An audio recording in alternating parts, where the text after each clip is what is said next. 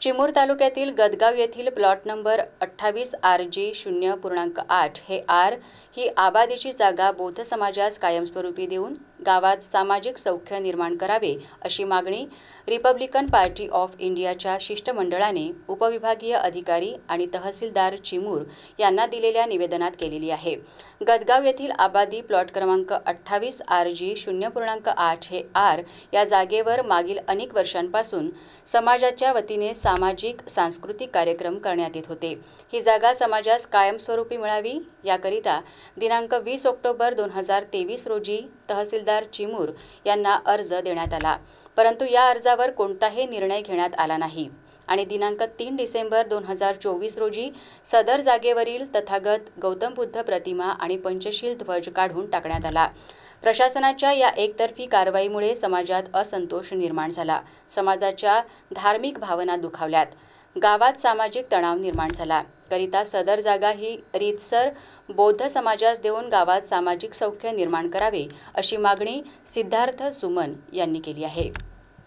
Republican party of इंडियाच्या वतीने आज दिनांक 7 जानेवारी 2025ला मौजा गदगाव तालुका चिमूर येथील आबादी प्लॉट नंबर 28 RG 0.8 हेक्टर ही जागा बौद्ध समाजात सामाजिक धार्मिक कार्यक्रमाकरिता कायमस्वरूपी देण्यात यावी अशा प्रकारची मागणी घेऊन या ठिकाणी आम्ही माननीय उपविभागीय अधिकारी चिमूर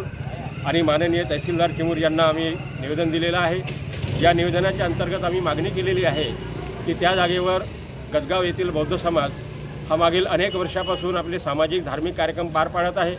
त्या ठिकाणी सामाजिक धार्मिक कार्यक्रमांच्या माध्यमातून फुले शाहू बाबासाहेब आंबेडकरांचा विचार, भारतीय संविधानाचा विचार, या देशाच्या कल्याणाचा विचार सातत्याने त्या ठिकाणी मांडला गेला, परंतु येथील चिमूर येथील जे मंडळ अधिकारी आहेत, मंडळ अधिकाऱ्यांच्या एका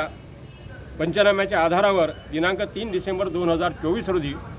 चिमूरच्या प्रशासनाने त्या जागेवर असणारी तथागत भगवान गौतम बुद्धाची मूर्ती, प्रतिमा आणि पंचशील ध्वज काढून टाकला आणि त्यामुळे त्या गावातील बौद्ध समाजाच्या आणि परिसरातील आणि तमाम बौद्ध समाजाच्या भावना दुखावल्या गेलेल्या आहेत। आणि म्हणून रिपब्लिकन पार्टी ऑफ इंडियाच्या वतीने आम्ही आजच्या ठिकाणी ही मागणी केलेली आहे की या ठिकाणी ती जी जागा आहे ती जागा कायमस्वरूपी बौद्ध समाजाला, गदगाव येथील बौद्ध समाजाला ती जागा कायमस्वरूपी देण्यात यावी अशा प्रकारची मागणी आम्ही माननीय उपविभागीय अधिकारी आणि माननीय तहसीलदार चिमूर यांना केलेली आहे।